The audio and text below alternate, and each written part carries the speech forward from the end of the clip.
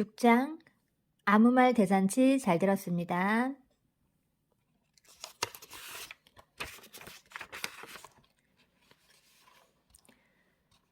서로의 말에는 과거가 있다. 유진이랑 얘기하면 밤새도 재밌지. 대학 때 한 선배가 내게 했던 말이다. 시간이 오래 지난 지금도 잊히지 않고 가끔 생각날 만큼 나는 이 말이 좋다. 나는 이야기하는 것을 좋아한다. 친한 사람은 물론이고 처음 만나는 사람과도 긴 대화를 나눌 수 있다.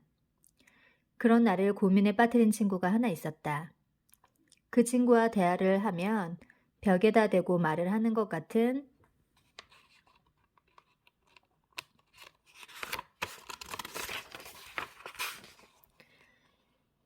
기분이 들었다.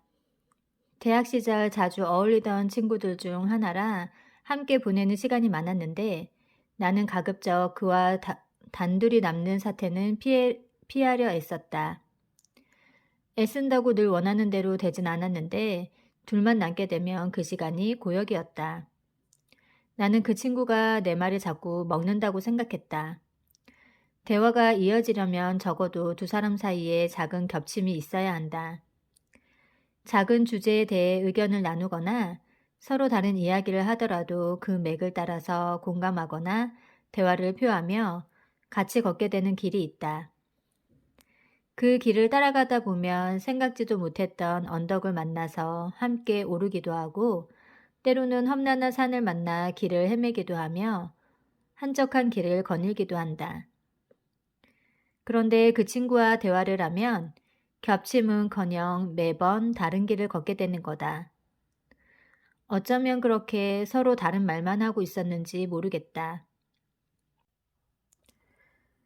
낱말 공장 나라에 나오는 나라에서는 공장에서 낱말을 사서 삼켜야만 말을 할 수 있다. 그런데 쓸모있는 낱말은 죄다 값이 비싸다. 그래서 가난한 사람들은 버려진 말들을 주워서 살았기에 하고 싶은 말을 하지 못했다. 필레아스라는 가난한 소녀는 체리, 먼지, 의자라는 낱말을 우연히 줍고 그걸 짝사랑하는 시벨에게 선물하려고 아껴둔다. 그런데 부잣집 소년 오스카가 갑자기 나타나 시벨에게 고백을 하고 만다. 소중한 시벨, 나는 너를 진심으로 사랑해. 우리가 어른이 되면 분명 결혼하게 될 거야. 이 말을 엿들은 필레아스는 자신이 초라하게 느껴졌지만 용기를 내어 시벨에게 다가가 말한다.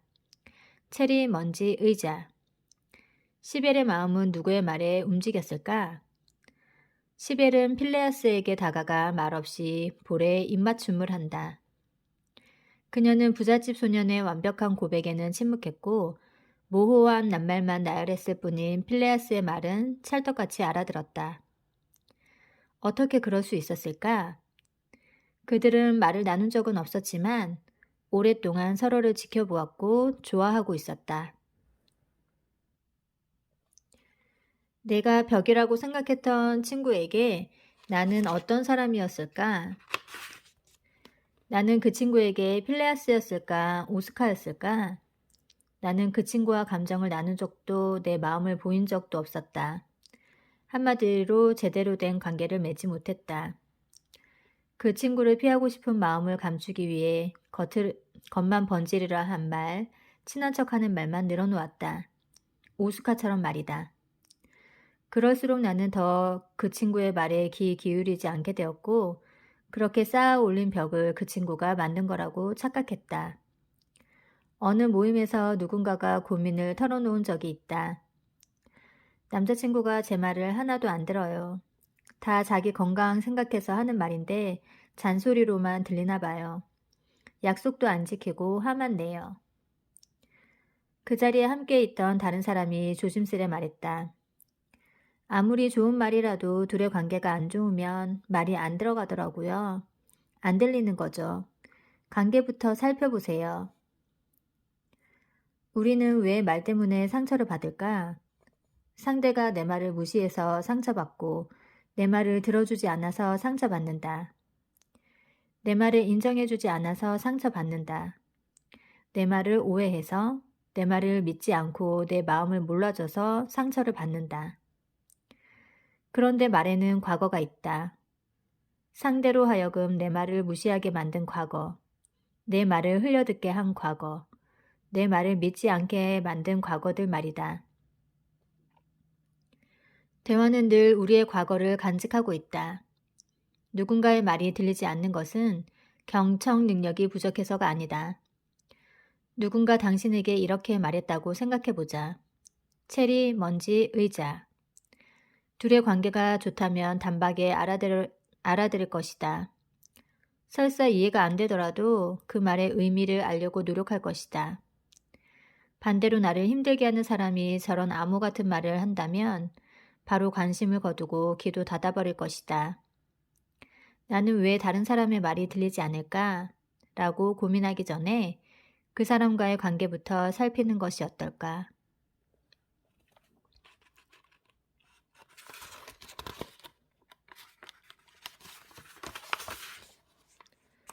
나에게 말해줘서 고마워. 나는 일주일에 한 번 성 바오로 딸 수녀회에서 진행하는 행복한 책 읽기라는 독서 모임에 나간다. 일주일에 한 번 같은 책을 읽고 이야기를 나누는 모임이다. 여느 독서 모임과는 다른 점은 수녀님이 진행한다는 것이다. 처음에는 호기심으로 10주만 하겠다고 마음먹었었는데 어느덧 1년 넘게 모임에 나가고 있다. 일주일에 한 권씩 책을 읽어야 하는 부담감에도 매주 토요일 아침 일찍 나가야 하는 피곤함에도 그 모임에 가는 날이 매번 기다려졌다. 그룹의 다른 사람들도 그런 것 같다.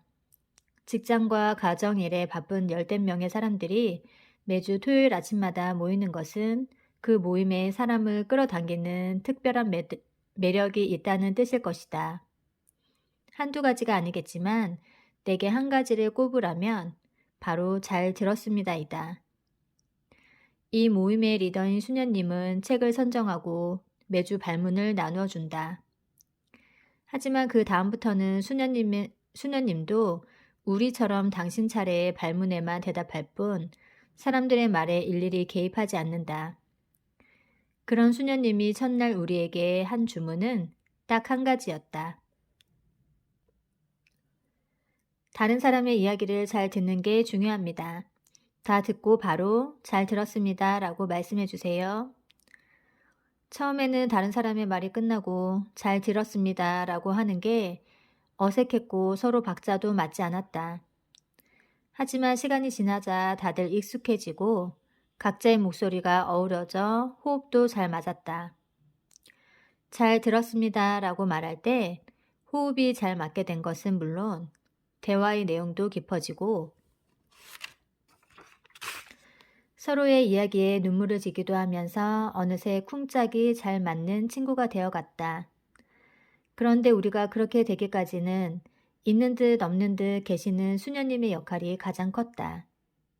한 명 한 명의 이야기를 가만히 들어주는 그분의 표정, 이야기 중간에 미세하게 감지되는 마음의 일렁임, 어떤 판단이나 평가도 없이 오직 말하는 사람을 주인공으로 서게 해주는 담백한 눈빛, 호들갑스럽지 않지만 진심이 전해지는 태도, 이야기가 끝난 뒤 잘 들었습니다 라고 말할 때 고요하게 울리는 수녀님의 목소리는 우리의 것과는 확실히 달랐다. 수녀님은 가끔 이야기한 당사자에게 몇 마디를 해주기도 했다. 삶의 지혜나 조언일 때도 있고 질문이나 위로의 말일 때도 있었다. 그 말을 잘 들어보면 수녀님이 사람들의 말을 얼마나 잘 듣고 있는지 그 사람의 본이나 속내를 얼마나 깊이 헤아리는지 자연히 알 수 있었다. 한 번은 인간관계에 대해 이야기를 나누다가 내 차례가 되었다. 저는요, 관계가 좀 불편한 사람이 있어요. 당시 그 사람이 힘든 상황이긴 했는데 저에게 너무 무례하게 행동했고 그 뒤로 보기가 싫더라고요. 그런데 제가 그걸 드러내면 안 되는 입장이라 그 사람을 만날 때 좀 힘들었어요. 그것 때문에 관계에 관한 책을 읽고 동영상도 보고 가서 만난 적도 있어요. 물론 전 아무 일도 없었다는 듯이 친절하게 대해요. 그런데 그런 제가 너무 위선자처럼 느껴지는 거예요. 속으로는 꼴도 보기 싫은데 겉으로는 안 그런 척 대인배가 되는 거요. 그날은 그 상대가 누구인지 솔직히 말했고 그와 있었던 몇 가지 일도 다 털어놓았다. 이야기를 마치자 수녀님이 내 이름을 조용히 부르며 이렇게 말했다. 유진 씨, 그거 사랑이에요. 나는 그 한마디에 그 자리에서 처음으로 펑펑 울었다. 펑펑 울어버렸다. 그 사람과의 문제가 오래 지속되었던 터라 그간 친구들에게 상담도 정하고 푸념도 늘어놓았었다.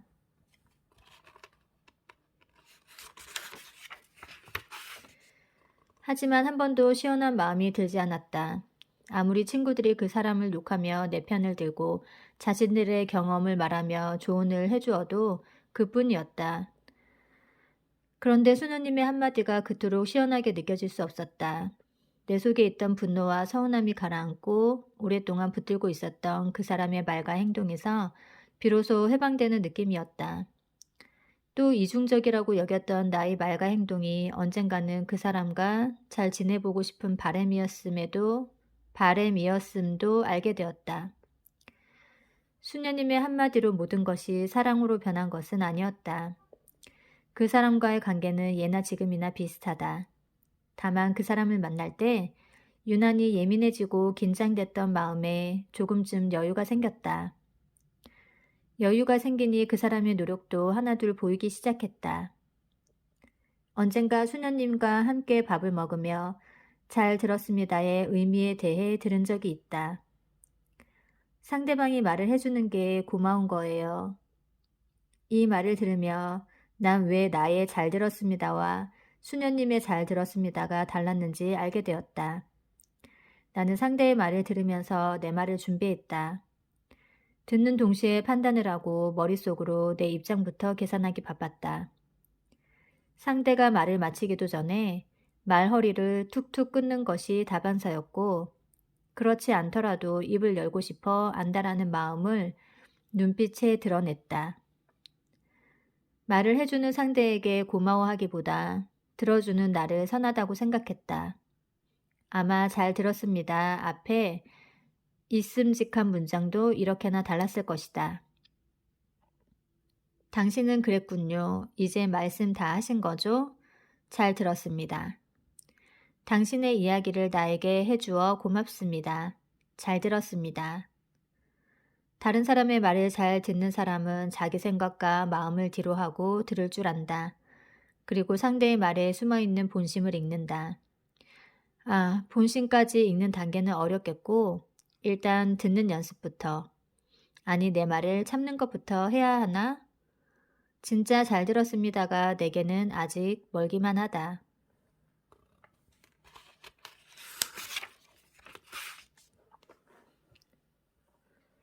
당신 잘못이 아니에요. 구딜 헌팅은 천재적인 두뇌를 가졌으면서도 어린 시절 겪은 가정폭력으로 불행하게 살아가는 윌이 심리학 교수 쇼에게 상담을 받으면서 치유되는 과정을 그린 영화이다. 명석한 두뇌로 상담 이론과 순서까지 다 깨찬 웬만한 상담 전문가는 다 우습게 보던 윌은 자신에게 진심으로 다가오는 쇼에게 마음을 열기 시작한다. 내 눈을 똑바로 쳐다봐. 네 잘못이 아니야. 알아요. 네 잘못이 아니야. 안다고요. 아니 몰라. 네 잘못이 아니야. 알아요. 네 잘못이 아니야. 알았어요. 네 잘못이 아니야. 네 잘못이 아니야. 성질나게 하지 말아요. 네 잘못이 아니야. 성질나게 하지 말란 말이에요. 선생님이라도. 내 잘못이 아니었어. 네 잘못이 아니야. 윌은 꽤 여러 번 자기 잘못이 아님을 확인받은 다음에야 숀에게 푹 안겨서 운다. 아주 펑펑 울어버린다.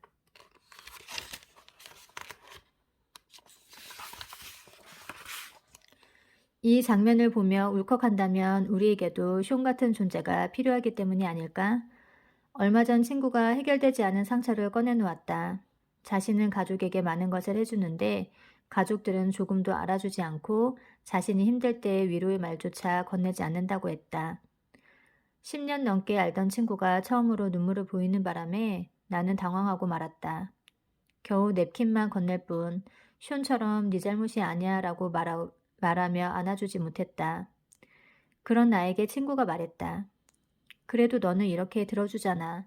친한 친구는 이런 감정을 잘 이해하지 못하는 성향이고 한 친구는 아기 때문에 내 이야기를 들어줄 겨를이 없어. 친구의 말을 들으며 생각했다. 나라도 네 말을 알아들었다니 다행이다. 굿윌 헌팅에서 가장 안심이 되는 대사가 있다. 아니, 몰라. 네 잘못이 아니야. 과거의 상처가 본인의 잘못이 아니라는 것을 알고 있다고 말하는 윌에게 슈는 단호하게 아직 넌 모른다고 말한다. 가장 듣고 싶었던 말, 누군가 더 확실하게 말해주었으면 하는 말, 안다고 했지만 실은 잘 모르는 말을 슈이 해준 것이다. 우리는 힘든 일이 있을 때 친구, 애인, 부모, 동료에게 말을 한다. SNS에도 올린다. 하다못해 카톡 프로필에 사진이라도 바꾼다. 내 마음을 좀 알아달라고. 어디에 있고 무엇을 먹었는지 보통의 일상까지 실시간으로 알린다. 보통의 일상 속에 감춰진 내 감정을 읽어달라고. 이렇게 아무 말도 하지 않는 순간이 거의 없을 정도다.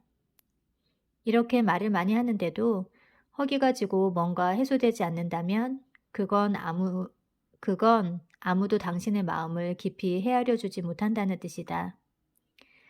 대화에서 만족감을 얻지 못하면 말을 쏟아내기에만 바쁘다. 그러다 보면 진짜 내 마음은 저 깊은 곳으로 숨어버린다. 나도 못 찾는 곳으로 멀리. 어린아이는 엄마에게 속마음을 들키기 쉽다. 아이가 두르고 있는 마음의 갑옷은 아직 얇은 데다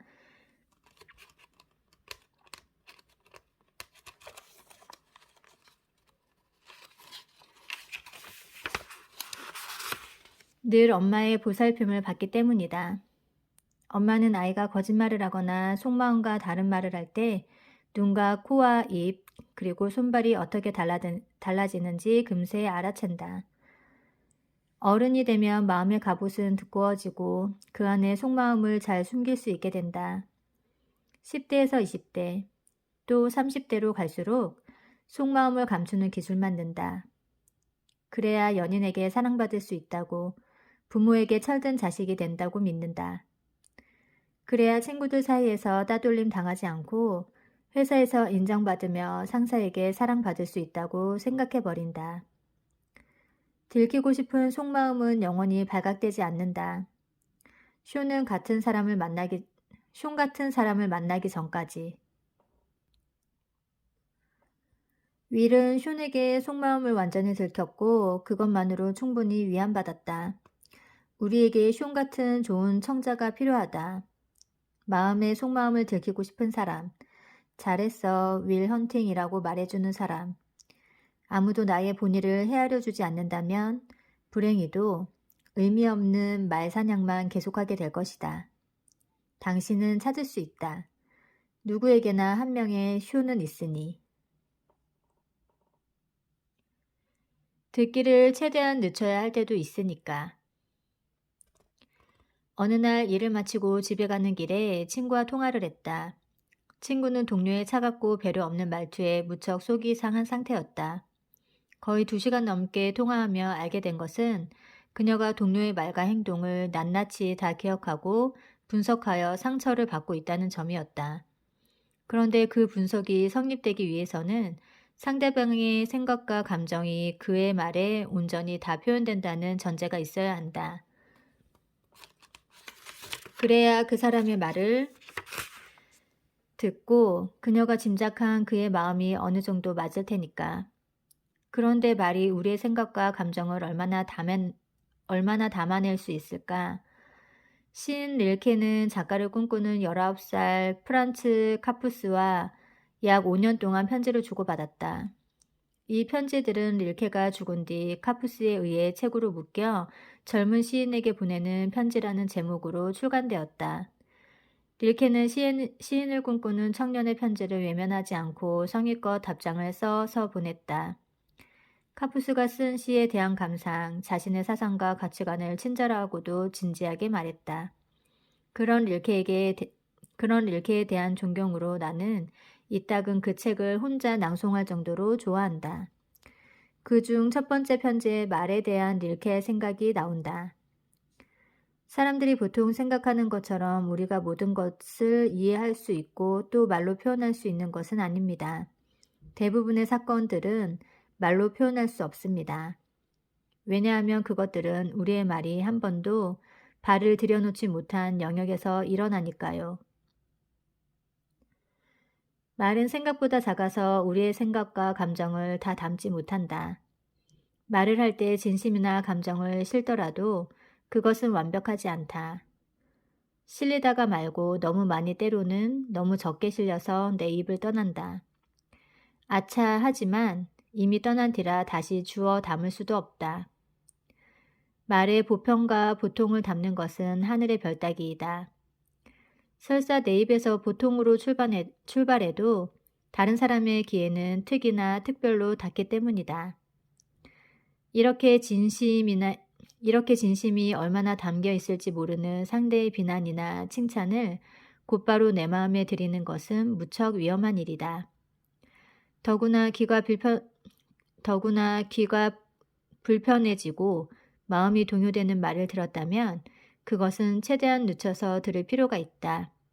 한마디로 듣기를 보류해 보는 것이다. 나는 다도에 대해 잘 모르지만 차를 사랑하는 지인에게 가끔 얻어 마실 때가 있다. 오랜만에 만나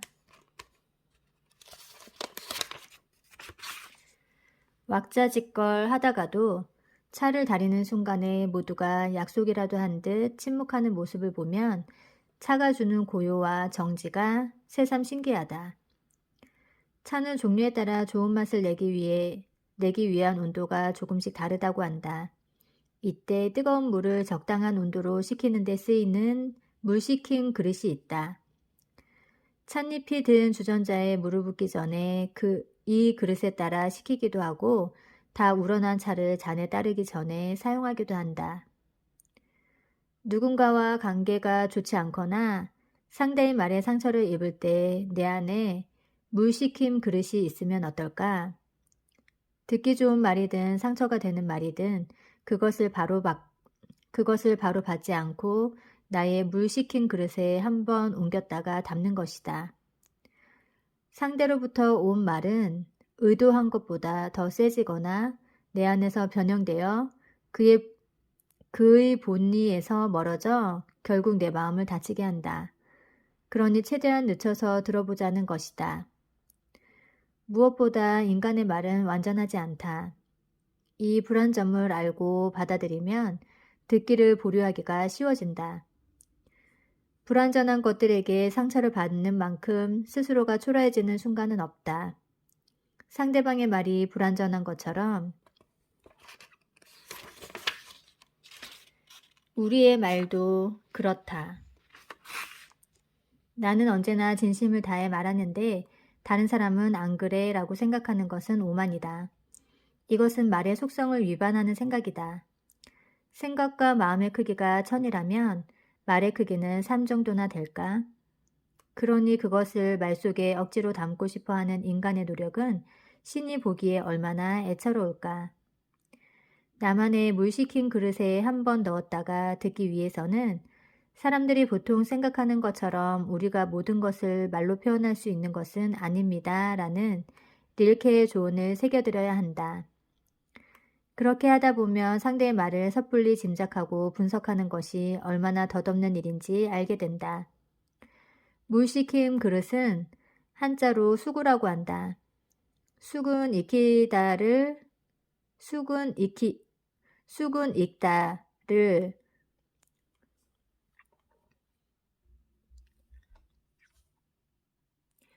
물 식힌 그릇은 한자로 수구라고 한다. 숙은 익다를 우는 밥그릇을 뜻하는데 특히 숙에는 이루다, 상세히 생각하다, 잘하게 하다, 삶아서 익히다, 물러지다 라는 뜻도 있다. 오늘 내가 들은 막말, 빈정거림, 빈말, 비수 같은 말, 허풍, 칭찬과 조언도 이 수구에 담겨 조금 물러져서 나오면 좋겠다.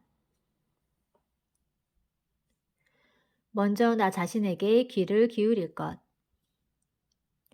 어떤 책을 기획하다가 자료조사차 20, 30대들에게 인기 있는 애플리케이션을 다운받은 적이 있다.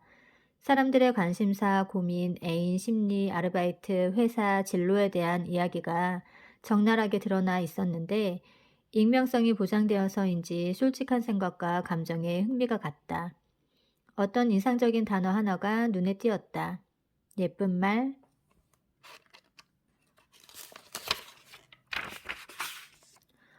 예쁜 말 듣고 싶어요. 예쁜 말을 해드립니다.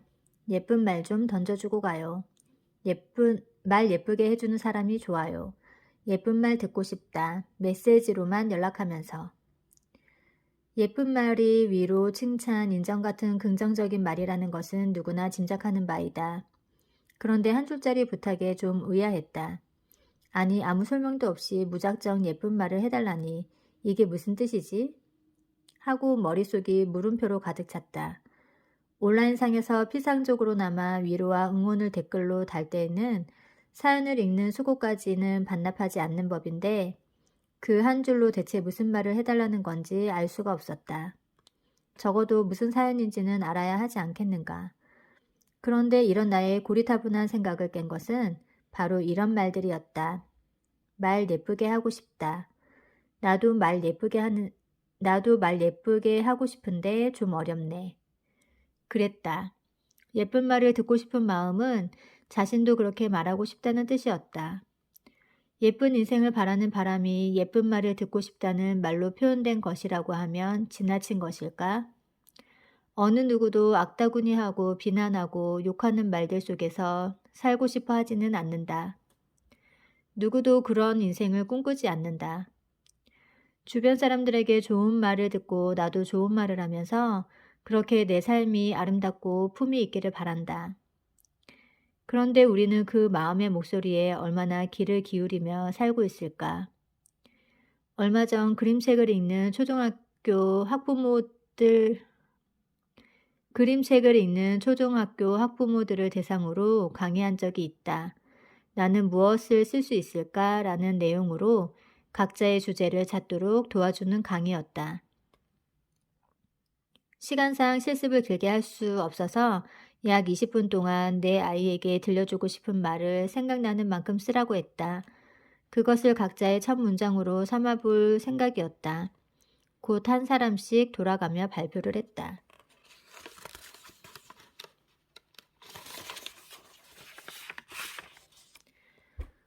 네가 좋아하는 것을 하렴. 엄마 아빠는 너를 정말 사랑해. 좋은 친구를 많이 만나. 책을 열심히 읽었으면 좋겠어. 힘이 드는 순간도 있을 거야. 부모가 사랑하는 자녀에게 해주는 말이니 얼마나 좋은 말들이 많은지 듣기만 해도 가슴이 따뜻해졌다. 30대 중반의 한 학부모는 발표를 하다가 눈물을 흘리기도 했다. 그런데 한 분 한 분의 말을 들을수록 그것은 아이들에게 들려주고 싶은 말이기 전에 자기 자신에게 하는 말이었다. 거기에는 원했던 대로 살지 못한 후회와 가슴에 품어온 소망이 담겨 있었다. 그들이 꿈꾸었던 삶이 그 속에 들어 있었다. 이처럼 자신이 듣고 싶은 말, 하고 싶은 말, 가까운 누군가에게 해주는 말들은 결국 자기 내면의 목소리이다. 자신이 원하는 삶의 모습이 말로써 드러나는 것이다. 내 마음을 잘 듣는 것이 경청의 시작이다. 자기 자신의 말에 귀를 기울여야 다른 사람의 말도 잘 들을 수 있다. 내 마음을 읽을 줄 모르면 다른 사람의 마음도 알 수 없다. 내 마음을 위할 줄 모르면 다른 사람의 마음도 허투루 보게 된다. 내 말이 귀하듯 남의 말도 귀하다. 나의 인생이 예뻐야 다른 사람의 인생도 어여삐 보일 것이다. 오늘따라 나도 예쁜 말이 듣고 싶다. 그런 날이다.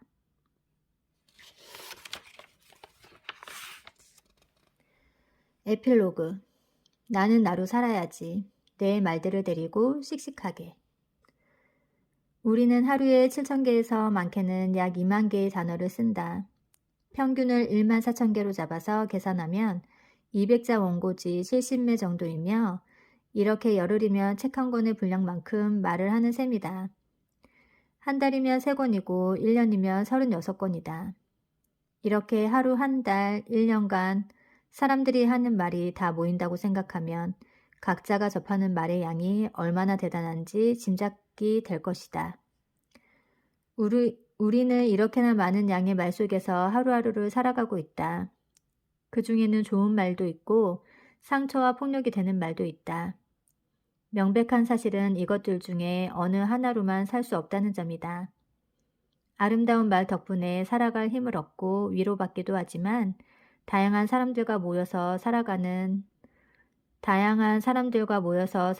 한 상처가 되는 말을 완전히 피하기란 불가능하다. 그렇다면 바깥에서 들어오는 말들은 일단 제쳐두고 내 말들을 데리고 살아갈 용기부터 챙겨야 하지 않을까? 내 말을 데리고 씩씩하게 살아갈 용기는 어디에서 나올까? 나를 믿고 내 말과 행동을 귀히 여기는 마음에서 온다. 나는 오랜 시간 나 자신은 물론이고 내가 좋아하는 말을 좋아하지 않았다. 그보다는 다른 사람들이 하는 말을 부지런히 열정적으로 쫓아다녔다. 강연을 듣거나 이름 있는 사람들을 찾아가 만났다. 그것이 나를 성장시키는 일이라고 생각했다. 그런데 어느 날 누군가의 한마디로 뭔가 잘못되었다는 생각을 했다. 유진 씨는 자신이 부족하다는 말을 자주 하네요.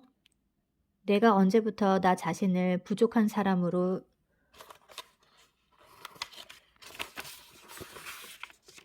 인식했는지 모르겠다. 문제는 부족함을 인정하고 받아들이는 데서 출발한 것이 아니라 그것을 채우려고만 했다는 데에 있다. 내가 부족하다고 생각하는 부분은 채우기도 어려울 뿐더러 설사 채운다고 해도 만족스러운 결과를 얻을 수 없는 것들이다. 한마디로 만족이란 존재하지 않는다. 그렇게 밑빠진 독을 채우기에만 급급하다 보니 나의 좋은 점들이 점점 구석으로 몰려 하찮게 취급된 것이다. 나 스스로를 문제 많고 부족한 존재로 생각하다 보면 남의 말에 더 예민해지고 상처를 잘 받게 된다. 다른 사람의 훌륭한 조언을 듣거나 책을 읽어도 그때뿐이다. 좋은 것을 아무리 많이 먹어도 영양소가 되지 못하고 몸 밖으로 빠져나갈 정도라면 아무리 좋은 처방전도 근본적인 해결책이 되지 못한다. 내가 바뀌어야 한다. 자기 자신을 이러저러한 이유로 부족하다고 인식한다는 것은 자기 안에 기준이 있다는 뜻이다. 내가 만들어 놓은 기준에 못 미치니 부족해 보이는 것이다. 한마디로 이상 속의 내가 현실의 나보다 크다는 뜻이다. 자기 자신에 대한 기대가 클수록 그것에 미치지 못하는 스스로가 못마땅해지고 다른 사람에 의해 그것이 자극될 때 상처를 받는다. 내 말들을 데리고 살아갈 용기는 자기 자신을 바라보는 기준을 없애는 것에서 시작된다. 그 기준을 없애면 이 세상에서 유일하며 고유한 나 자신이 보이기 시작한다. 거기서부터 공부를 시작하면 된다. 그때부터는 얼마든지 책을 읽고 다른 사람의 말을 들어도 된다. 그런데 자신이 제대로 서 있지 않은 상태에서 다른 사람들의 말과 글에만 지나치게 의존하다 보면 내 안에 높은 기준이나 틀이 만들어져 열등감이 생긴다. 내 것이 아닌 그저 좋아 보이는 것들로부터 벗어나야 행복해질 수 있다. 내가 할 수 있는 말, 내 안에서 나오는 말, 내가 나로 드러나는 말은 기준이 없다. 내가 나를 인정하는 데 무슨 기준이 필요할까? 세상 어느 누구도 그 기준에 대해 말할 수 없다. 나는 나로 살아야 한다. 내 말들을 데리고 씩씩하게. 우리는 남과 같아지려고 자신의 4분의 3을 잃어버린다. 쇼펜하우어